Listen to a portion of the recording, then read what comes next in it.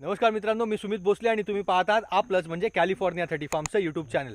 तर आज आपला शेळीपालन स्टेप बाय स्टेप या सिरीजमधला 6वा एपिसोड आहे. आपण पहिल्या एपिसोडपासूनच चाऱ्याच्या नियोजनावर खूप जास्त भर देतोय आणि त्याचं महत्त्व मी तुम्हाला सतत सांगत आलेलो आहे. मागच्या एपिसोड म्हणजे 5व्या एपिसोडमध्ये आपण हिरव्या चाऱ्याच्या नियोजनाबद्दल बोललो. ह्या एपिसोडमध्ये आपण सुक्या चाऱ्याच्या नियोजनाबद्दल बोलणार आहोत. पण त्याआधी चारा हा शेळीपालनातला सर्वात महत्त्वाचा घटक आहे. आपण पहिल्या एपिसोडमध्ये बघितलं की अपयशाची कारणं काय असतात. त्याच्यामध्ये जर नियोजन केलं नाही आणि मेनली चाऱ्याचं नियोजन नाही केलं तर खूप मोठा प्रॉब्लेम होण्याची शक्यता आहे. आणि हिरव्या चाऱ्याचं नियोजन म्हणजे तुमच्याकडे हिरवा चारा बनवायला जागा किती आहे हे तुम्हाला पहिले माहिती पाहिजे. साधारणपणे 1 एकर जमीन जर तुमच्याकडे असेल हिरव्या चाऱ्यासाठी लागवड करायला, तर त्यामध्ये तुम्ही 50 प्राण्यांचं गणित वर्षभर हिरवा चारा बनवून स्वतःचा हिरवा चारा बनवून व्यवस्थितपणे पार पाडू शकता.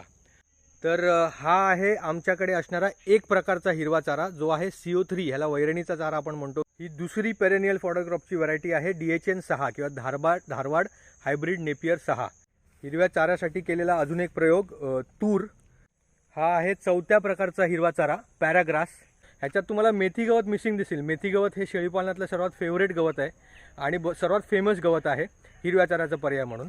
पण अनफॉर्च्युनेटली आमच्या भागात ते होतच नाही. म्हणजे आता येऊया एका खूप इंटरेस्टिंग प्रश्नाकडे की जो सगळ्यांकडेच असतो की बाबा शेळी तर फिरणारा प्राणी आहे आणि तो रोज वेगवेगळ्या प्रकारचा पाला खातो. मग आपण शेळीला रोज हे जे वेगवेगळ्या प्रकारची गवत बनवलेली आहेत किंवा बनवतोय ते रोज सगळे एकत्र घालायचे का? तर नाही. सो त्यामुळे तुमच्या ठिकाणी जिकडे तुम्ही काम करणार तिकडे कोणत्या प्रकारचं गवत होतं आहे ह्याची व्यवस्थित माहिती करून घ्या आणि त्याच प्रकारच्या गवताची लागवड करून त्याच्यापासून मॅक्सिमम आउटपुट काढण्याचा प्रयत्न करा. त्याच्याबरोबर म्हणजे गवतवर्गीय हिरव्या चाऱ्याबरोबर आपल्याला झाडपाल्याचा सुद्धा वापर करता येतो शेळी. त्यामुळे झाडपाल्याचा वापर नक्की करू शकतो आणि खूप चांगल्या पद्धतीने करू शकतो. पण फक्त त्याच्यावरती अवलंबून राहता कामा नये. पर्टिक्युलरली बंदिस्त शेळीपालन करत असताना त्याच्यावरती अवलंबून राहता कामा नये.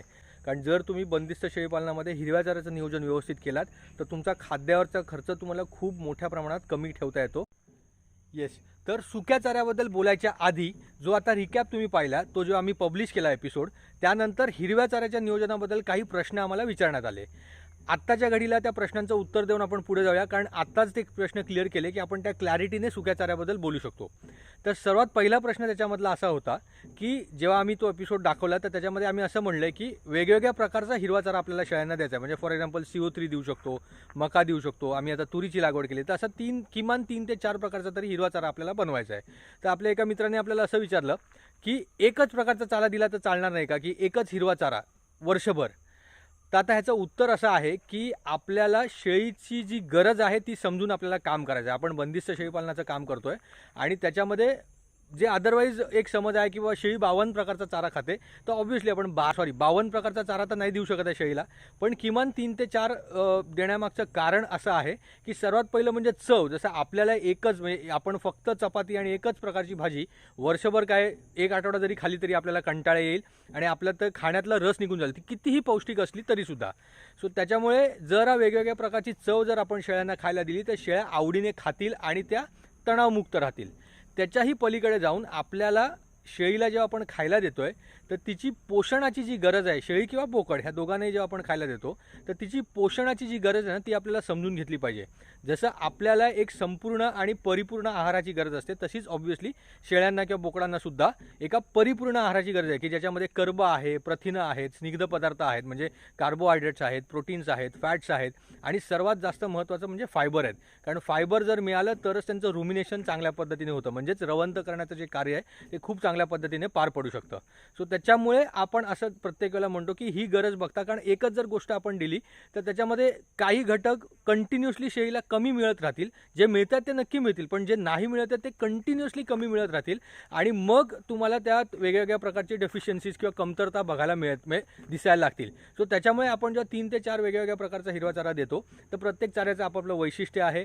काही चारे प्रथिनासाठी चांगले आहेत, काही चारे कार्बोहायड्रेटसाठी चांगले आहेत, काही चारे स्निग्ध पदार्थासाठी चांगले आहेत किंवा काही चारे हे फायबरसाठी चांगले आहेत. सो त्यामुळे जेव्हा आपण वेगवेगळ्या प्रकारचा चारा देतो तो मोर ऑर लेस पुढे मागे होऊन आपण शेळीची पोषणाची गरज चांगल्या पद्धतीने भागवू शकतो. त्याच्यानंतर दुसरा प्रश्न असा होता की प्रमाण म्हणजे हिरवा चारा, सुका चारा आणि खुराक जे 3 वेगवेगळ्या पद्धतीने आपण चारा शेळीला खायला देणार आहोत, तर त्याचं प्रमाण काय असलं पाहिजे. मेनली हिरव्या चाऱ्याचं आणि सुक्या चाऱ्याचं कसं डिव्हिजन करता येईल. तर ह्याचं उत्तर अगदी सोपं आहे. आमच्या मॅनेजमेंटच्या भाषेमध्ये किंवा आम्ही ज्या पद्धतीने आमच्या बागेत काम करतो, तो जे सर्वात स्वस्त मिळतंय ते आम्ही जास्त देतो. म्हणजे ज्यावेळेला हिरव्या चाऱ्याची उपलब्धता चांगली आहे, जसं की आता पावसाळ्याच्या दिवसात आणि त्याच्या पुढे जाऊन म्हणजे अगदी सुरुवातीला पाऊस जेव्हा सुरुवात होतो ना, तर तेवढ्या मोठ्या प्रमाणात हिरवा चारा इझिली अवेलेबल नसतो. कारण त्याच्या आधी आपण एप्रिल आणि मे महिना पाहिलेला असतो की जिथे पाण्याची कमतरता आलेली असते. हिरवा चारा तेवढ्या मोठ्या प्रमाणात तयार झालेला नसतो. पण जूनचा महिना झाला, जुलैच्या नंतर आपल्याला एकदा व्यवस्थित पाऊस पडून गेल्याच्या नंतर हिरवा चारा खूप मुबलक प्रमाणात मिळतो. तो अगदी थेट जानेवारी फेब्रुवारीपर्यंत आपल्याकडे हिरवा चारा खूप चांगल्या पद्धतीने अवेलेबल असतो. अवेलेबल असल्यामुळे आपण तो स्वतः बनवतो, त्याच्यामुळे आपल्याला त्यातली कॉस्ट कमी येते आणि म्हणून आपण त्याचं प्रमाण जास्त ठेवतो. मग जर आम्ही 100% जर शेळीला खायला देतोय, त्यातला 10% खुराकाचा भाग झाला, तर जे उरलेले 90% त्याच्यापैकी 60% हिरवा चारा आत्ताच्या घडीला आणि 30% सुका चारा. त्याच्यानंतर जसं जसं आपण पुढे जातो म्हणजे मार्च एप्रिल मेच्या महिन्यामध्ये, तेव्हा मग आमचा जेवढा हिरवा चारा अवेलेबल आहे त्याच्यावरती जो भर आहे तो असतोच. पण त्याहून जास्त सुक्या चाऱ्याचं प्रमाण त्यावेळेला जास्त प्रमाणात मिळायला सुरुवात होते. जस्ट मार्च महिन्यामध्ये कुळीत असतं, नाचणी असते, तो ह्या सगळ्याची साठवण केलेली असते आणि मग तो फ्रेश सुका चारा आम्ही वापरायला सुरुवात करतो अगदी पाऊस संपेपर्यंत. सो अशा प्रकारे प्रमाणाचं जे गणित आहे ना, ते उपलब्धतेनुसार तुम्हाला काय स्वस्त मिळतं आहे. कारण प्रत्येक ठिकाणी काही ठिकाणी हिरवा चारा नसून सुका चारा तुम्हाला वर्षभर अवेलेबल राहू शकतो. सो त्यामुळे ते प्रमाण तुम्ही फ्लेक्झिबल ठेवून तुम्हाला ज्या वेळेला तुम्ही काम करताय ऋतू बघून, जसं पावसाळ्याची जेव्हा सुरुवात असते जून आणि जुलै महिन्यामध्ये सुका चारा जर जास्त दिला तर तो जो पिरियड आहे ज्यावेळेला शेळीला ॲडजस्ट करायचा आहे नवीन चालू झालेल्या पावसाला, तर त्या ॲडजस्टमेंटला शेळीला मदत होते. सो अशा प्रकारे आपण प्रमाण जे आहे ते फ्लेक्झिबल ठेवू शकतो. वेगवेगळे फॅक्टर्स त्याच्यात कन्सिडर करू शकतो. पहिलं फॅक्टर म्हणजे आपल्याला परवडतं आहे की नाही किंवा आपल्याला किती कॉस्ट येते एखाद्या प्रकारचा चारा द्यायला.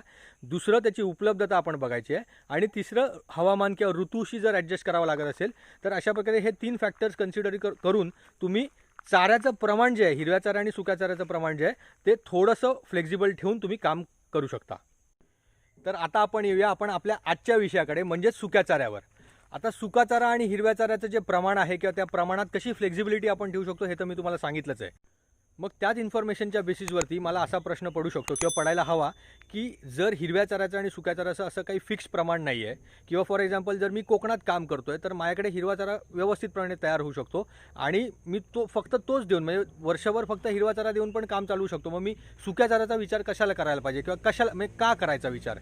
तर त्याचं उत्तर जे आहे ते परत त्याच प्रश्नाकडे जाईल की आपल्याला शेळीसाठी जे आपण खायला देतोय तर त्याच्यामधली पोषण तत्व किंवा पोषण मूल्याचा विचार करणं खूप गरजेचं आहे. आपण शेळीला खायला कशासाठी देतोय तर प्रथिनासाठी, कर्बासाठी, स्निग्ध पदार्थासाठी आणि तंतुमय पदार्थासाठी म्हणजे प्रोटीनसाठी, कार्बोहायड्रेटसाठी, फॅटसाठी आणि फायबरसाठी. तर जर तुम्ही हिरव्या चाऱ्याचा विचार केला तर हिरव्या चाऱ्यामध्ये प्रथिनाचं प्रमाण गिव्ह अँड टेक थोडंसं वरती खालती नक्की होतं, पण जेवढं सुक्या चाऱ्यामध्ये आपण प्रथिनाचं प्रमाण शेळ्यांना देऊ शकतो तेवढ्या प्रमाणात कुठलाच हिरवा चारा नाही आहे की जो आपल्याला शेळीला खायला देऊन तिला तिची प्रथिनाची जी गरज आहे म्हणजे 20 ते 25% किंवा 30% अशी आपण ती प्रथिनाची गरज भागवू शकतो. आता त्यातल्या त्यात जर आपण चवळी किंवा मेथी गवताचा विचार केला तर नक्की त्याच्यामध्ये आपल्याला खूप जास्त प्रमाणात प्रथिनं मिळतात, पण त्याचं व्हॉल्यूम करणं किंवा त्याची क्वांटिटी तेवढ्या मोठ्या प्रमाणात तयार करणं कठीण आहे. कारण एकतर कॅश क्रॉप्स आहेत, मेथी गवताची हाईट कमी असते, चवळी कॅश क्रॉप आहे. सो त्याच्यामुळे आपण तेवढ्या मोठ्या प्रमाणात त्याला हिरवा चारा म्हणून वापर करणं थोडंसं कठीण होऊन जातं. सो तिकडे आपल्याला सुक्या चाऱ्याचा वापर करायला खूप चांगल्या पद्धतीने फायदा होतो. दुसरा मुद्दा आहे फायबर्सचा. सुक्या चाऱ्यामधनं जे आपण फायबर देतो शेळीला ते खूप चांगल्या पद्धतीचं फायबर असतं की जे रवंतासाठी खूप चांगल्या पद्धतीने वापरता येतं. सो त्याच्यामुळे आपण नुसताच हिरवा चारा कंटिन्युअसली देण्यात काही प्रॉब्लेम नाही आहे, पण कुठेतरी परत एकदा डेफिशियन्सी किंवा कमतरता भासण्याची शक्यता असते. म्हणून जेवढं शक्य आहे तेवढं सुक्या चाऱ्याचा समावेश आपण त्यांच्या आहारात करणं खूप गरजेचं आहे. मग ह्याच्या पुढचा प्रश्न येतो की मग सुका चाऱ्यात आपण काय द्यायचं किंवा काय देऊ शकतो. तर अगदी सोप्या भाषेत कोणत्याही कडधान्य आणि डाळीचं पीक काढून झाल्यानंतर जे काही बाकी राहतं, टरफलं, पानं, काही वेळेला त्याची अख्खी जे झाड असतं किंवा त्याची जी वेल असेल तर वेल, हे सगळं आपण शेळीला सुका चारा म्हणून वापरू शकतो. आता तुमच्या भागात ज्या कडधान्य किंवा डाळीची म्हणजेच द्विदल शेती होते ह्याचं जे वेस्टेज किंवा पीक काढून झाल्यानंतर जे काही मटेरियल राहतं, जसं आता आमच्या भागात कुळीत होतो, उडीद होतो, काही ठिकाणी मूग केला जातो, काही ठिकाणी पावटा केला जातो, भुईमूग होतो, नाचणी होते, तर ह्या सगळ्याचा वापर आम्ही सुकाचारा म्हणून करतो. ह्याच्या पलीकडे जाऊन जी काही क्वांटिटी आम्हाला हवी असते ती जर आमच्याकडे तेवढी क्वांटिटी जमा नाही झाली किंवा गोळा नाही झाली, त्याच्या पुढे जाऊन मग आम्ही तुरीचं भुसकट, हरभऱ्याचं भुसकट किंवा सोयाबीनचं भुसकट अशा 3 प्रकारचे भुसकटसुद्धा आम्ही कधीकधी ऑर्डर करून सुकाचारा म्हणून वापरतो. तर नियोजन किंवा मॅनेजमेंटच्या दृष्टीने विचार करता आपण मगाशीच म्हणलं की जे आपल्याला परवडतं किंवा जे आपल्याला स्वस्त मिळतं ते आपण जास्त दिलं पाहिजे. आता आपण मगाचपासून म्हणतो की हिरवा चारा जेव्हा आपण स्वतः लावतो तेव्हा त्याची कॉस्ट खूप कमी येते आणि त्यामुळे आपण त्याचं प्रमाण जास्त ठेवलं पाहिजे. चाऱ्याची कॉस्ट कमी करायला आपल्याला काय करता येईल? अगदी सोपी पद्धत आहे. आपल्याला फक्त 2 गोष्टी करायच्या आहेत. सर्वात पहिले, ज्यावेळेला हंगाम होतो त्यावेळेला साठवण करायची.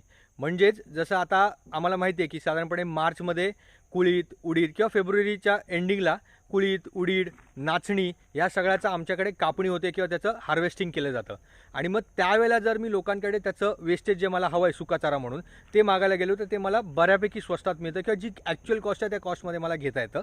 पण तेच जेव्हा मी पावसाच्या सुरुवातीला गेलो आणि जर कोणी साठवण त्याची करून ठेवली असेल त्याच्याकडे जर मी मागायला गेलो तर त्याची कॉस्ट ऑलमोस्ट डबल होऊन जाते. सोयाबीनचा जे हार्वेस्टिंग आहे ते साधारणपणे नोव्हेंबर एंडिंगला होतं, तुरीचं हार्वेस्टिंग डिसेंबरमध्ये होतं आणि हरभऱ्याचं हार्वेस्टिंग जानेवारीमध्ये होतं.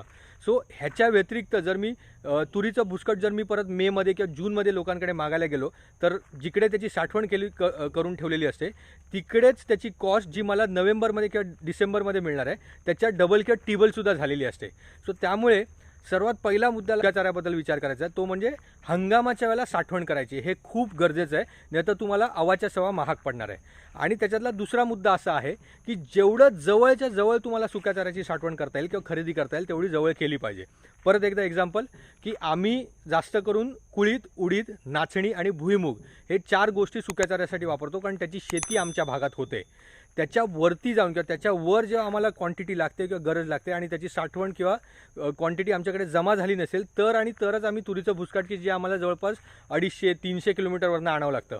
आता जवळनं घेण्यामागचं कारण काय तर तुम्हाला किंमत जागेवरची देऊन तुम्हाला माल घेता येतो. पण तेच जेव्हा आम्ही तुरीचं भुसकट मागवतो जे जागेवरती साधारणपणे 3 ते 4 रुपयाला अगदी पॅकिंग करून सगळं पकडून तुम्हाला 3 ते 4 रुपयाला मिळून जाईल, तेच आमच्याकडे येईपर्यंत 12 रुपये त्याची किंमत झालेली असते. म्हणजे ऑलमोस्ट 200% त्याची कॉस्ट वाढते. सो त्याच्यामुळे आपल्याला सुक्याचाऱ्याच्या नियोजनामध्ये 2 गोष्टींचा खूप कटाक्षाने पालन करायचं आहे. सर्वात पहिले म्हणजे हंगामाच्या वेळेला साठवण करायची आहे आणि दुसरं म्हणजे जेवढ्या जवळच्या जवळ तुम्हाला साठवण करता येईल, खरेदी करता येईल तेवढी आपण केली पाहिजे. तर हा होता आमचा 6वा एपिसोड सुक्याचाऱ्याबद्दल. हा एपिसोड तुम्हाला कसा वाटला ते आम्हाला नक्की सांगा. तुम्हाला काही प्रश्न असतील तर लगेच कमेंट बॉक्समध्ये विचारा, म्हणजे आम्ही नेक्स्ट एपिसोडमध्ये त्याचं उत्तर देऊन टाकू. जर एपिसोड आवडला असेल तर लाईक करा, शेअर नक्की करा आणि आमच्या चॅनलला जर तुम्ही नवीन असाल तर आमच्या चॅनलला सबस्क्राईब नक्कीच करा. आपण पुन्हा भेटू पुढच्या व्हिडिओमध्ये ज्याच्यामध्ये आपण बोलणार आहोत खुराक आणि इतर अल्टरनेटिव्ह म्हणजे हायड्रोपोनिक, मुरघास किंवा अजोला हे जे चाऱ्यासाठी अल्टरनेटिव्ह आहेत त्यांच्याबद्दल. तर आपण नक्की भेटू. तोपर्यंत थँक्यू आणि धन्यवाद.